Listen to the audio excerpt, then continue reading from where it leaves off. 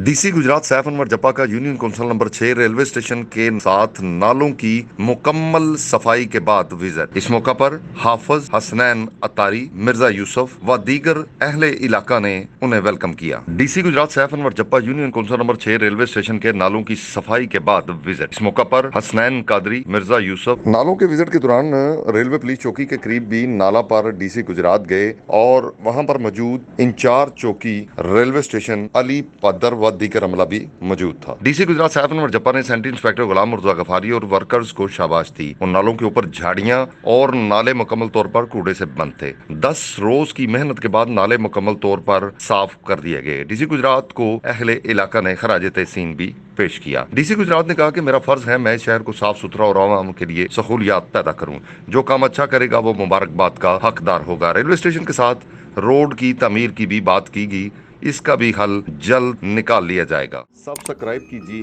Bell icon पर click कीजिए ताकि आप रह सकें हमारी खबरों से आगाह।